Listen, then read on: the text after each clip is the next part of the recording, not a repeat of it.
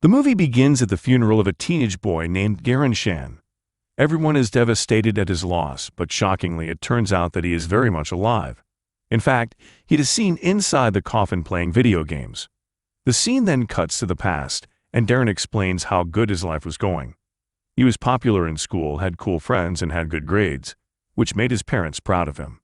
The only negative part about his life was his childhood best friend, Steve. One day at school, Steve convinces Darren to bunk their history class.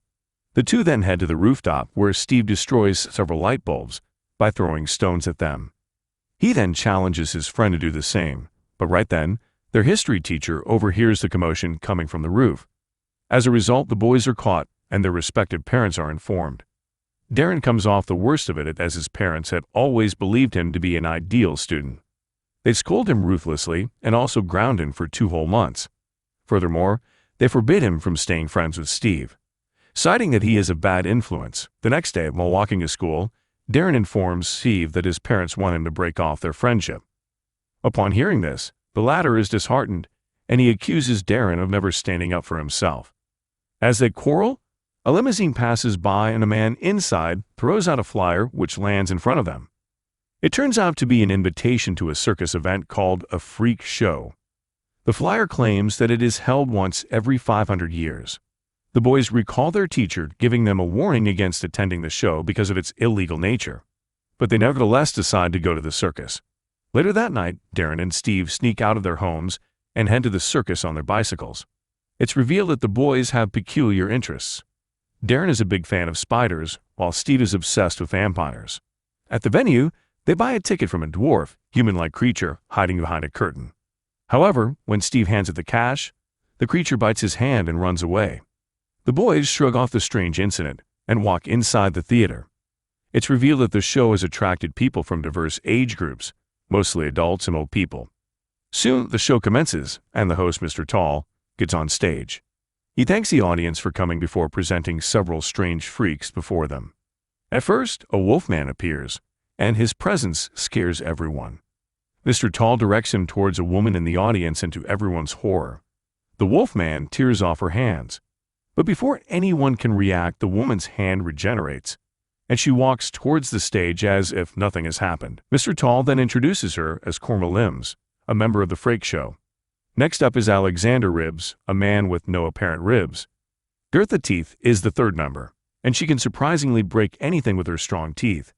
Ramus Tubeles, her partner, can eat anything due to his 2 bellies. He even swallows a tricycle whole and spits it out in one piece. Then a beautiful freak named Madame Truska calls Darren on stage and asks him to be her assistant.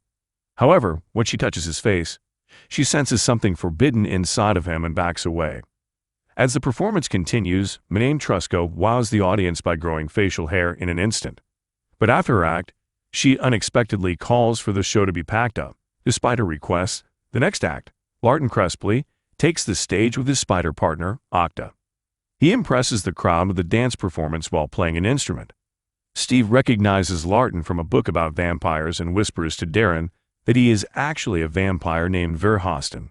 Just then, the show is interrupted by police and townspeople, including the boys' history teacher. While the adults argue, Darren sneaks backstage and steals Octa, fascinated by its colorful appearance. But as he attempts to leave, he is forced to hide when someone enters the room. To his surprise, Larten appears with an old man, discussing the threat posed by a group of hybrid vampires known as the Vampines. Suddenly, Steve barges in and begs them to turn him into a vampire. He says that he hates his life because he has no one. It turns out that Steve's father went missing long ago, while his mother is a drunkard. After a lot of convincing, Larten finally gives in and decides to taste his blood. However, the moment he puts it into his mouth, he realizes that Steve is a bad person, so he refuses to turn the boy into a vampire, prompting him to storm off in anger. After a while, Larten finally realizes that his spider has gone missing, but before he can check the door, Darren freaks out and runs away. He then reaches the road, where he is picked up by the same car from earlier. Inside, 2 men, Merla and Mr. Tiny, start interrogating him. However, it is soon revealed that they picked up the wrong boy. They were actually looking for his friend Steve, so they drop Darren off at his house, but not before informing him that they will be in touch. The following day, Darren takes Octa to school in his bag, hoping to keep her safe. However, before the class even starts, Steve spots them. He starts playing with the spider and accidentally drops her on the floor, allowing her to escape. However, instead of trying to catch the spider, Steve chases her with an intent to kill, causing a lot of commotion in the halls of the school. Many students run away in fear, while some even get injured. Having had enough, Octa finally decides to act, so she bites Steve on his cheek before escaping through the window. As a result, the latter falls to the ground and gets knocked unconscious because of the venom. In the next scene, Darren rushes back to the circus and pleads with Larten to help save his friend's life. Worried about the repercussions of a human finding out about their existence, Larten initially refuses to help. However, he eventually agrees to provide the antidote on one condition: that Darren becomes his assistant vampire. This means that he will have to leave his family, friends, and his entire social life. Darren will also have to give up going to school. In short, he will have to die. Despite the dire repercussions, Darren, who is desperate to save his friend, agrees to the conditions and receives Larten's vampire blood. After this, they race to the hospital to save Steve's life. Larten immediately administers him with the antidote, which fortunately works, and Steve starts to recover. The movie then cuts to a few days later, where Darren begins to feel his body reacting to Larten's vampire blood. He starts craving raw meat. One day, he also gets a very tempting urge to kill and suck his sister's blood. However, he ultimately refrains himself from his bloodlust and runs back to his room. There, he finds Larten sitting in the corner reading his books.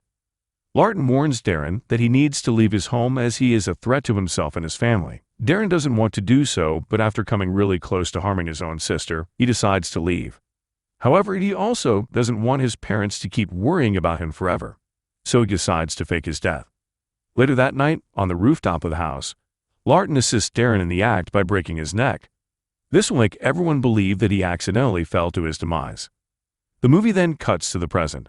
At Darren's funeral, all of his friends, teachers, and family pay their respects while Darren is alive and well inside the coffin playing games on his phone. The same night, Larten digs up the grave and gets Darren out of the coffin. But before they can leave, Merlot arrives out of nowhere and ambushes them. Fortunately, Larten fights him off and manages to subdue him temporarily. Following the close call, he takes Darren to the freak show campgrounds, where they meet a girl named Rebecca. Meanwhile, Steve is grief-stricken by his friend's death. As a result, he distances himself from society and becomes a maniac. When the pain becomes unbearable, one day, he contemplates ending it all. But just as he is about to commit the unthinkable, Mr. Tiny arrives there and stops him. He mentions that he's aware about Steve's unfortunate life and his obsession with all things vampire. He then offers him a chance to become a vampinez. It turns out Tiny and Merlot are vampinez, and they are a different race of vampires who, unlike Larten and the others, murder humans to feed on their blood. It's also revealed that vampinez and the normal vampires are arch-enemies, and they don't see eye to eye. As Steve hears everything in disbelief, Mr. Tiny discloses something even more shocking. He says that Darren is alive and happy in the other world, something which Steve had always dreamt of and always aspired to be. The revelation makes the latter angry, so, without a second thought, he accepts the offer. Meanwhile, Darren slowly gets comfortable in the freak campground with the other freaks. He starts to train himself and helps others in their duties. One day, Darren goes through the pictures of his old life and decides to give Steve a call. But before he can do so, Larten arrives there, snatches the phone from Darren and breaks it. That night, Mr. Tiny visits the freak camp to talk with Larten and Mr. Tall about Darren. It turns out the boy has special innate powers, so Mr. Tiny asks them to hand him over. Despite being enemies, a diplomatic Mr. Tall politely tells him that he will think about it. Afterwards, Larten instructs Darren not to leave the camp, as it is not safe for him anymore. He then begins to train Darren so that he can handle himself if he is ever in trouble. At first, the boy fails to lay a single hand on Larten, but as his training progresses, his skills and strength develops. On the other hand, Merlot turns Steve into a vampinez, which gives him unreal powers. The boy also becomes more evil, and his first victim turns out to be none other than his history teacher. Meanwhile, as Darren begins to feel hungry, he starts craving for fresh blood. To remedy this, Larten takes him to a nearby farm and sedates a man. He says that vampires never kill people, they just borrow their blood. However, despite his hunger, Darren cannot bring himself to do it, so they return back to the camp. Shortly after, the Freak's peaceful campground is suddenly invaded by a group of ruthless vampires. Chaos ensues as the two sides engage in a brutal fight, resulting in a lot of bloodshed. It becomes clear that the vampires are searching for Darren, and soon enough they find him hiding inside a costume room with Rebecca. The vampires attack Darren, and a fierce brawl breaks out. But fortunately, thanks to the timely arrival of Larten, Mr. Tall, and the other freaks, the fight is eventually broken off, and Darren is saved from certain doom. However, when the dust settles, it is revealed that Merla has kidnapped Rebecca. The following morning, Darren sets off to find her, as he blames himself for the entire incident.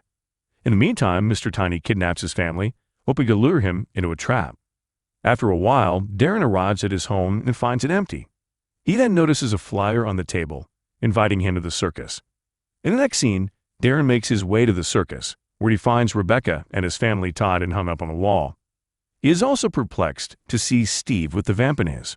Nonetheless, he attacks his former best friend without any hesitation, while Larten also arrives and starts tussling with Merla. As Darren has not consumed any blood, he becomes very weak and easily gets bruised as compared to Steve. But right then, Rebecca frees herself and orders Darren to drink her blood so that he can get his energy back. Initially, he refuses to comply, but when Rebecca assures him that she will be fine, he sucks her blood. Elsewhere, Larten ends up being wounded very badly. But despite this, he uses the last of his strength and stabs Merla right in his heart, killing him. Immediately afterwards, Darren starts to fight with Steve again, while Mr. Tiny watches from a distance. Having had enough, he decides to intervene and stop them.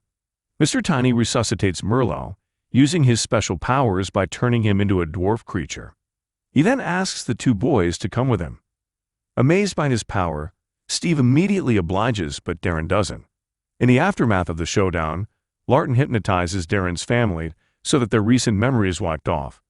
This way, they won't remember the supernatural events that took place right in front of their eyes. The movie ends as Darren returns back to the camp, where all of the freaks welcome him warmly and make him feel home. So, which movie recap do you guys want us to create next? Let us know in the comments section down below. That's all for this video. Please like, share, subscribe, and turn on the notification for more amazing content. Thanks for watching.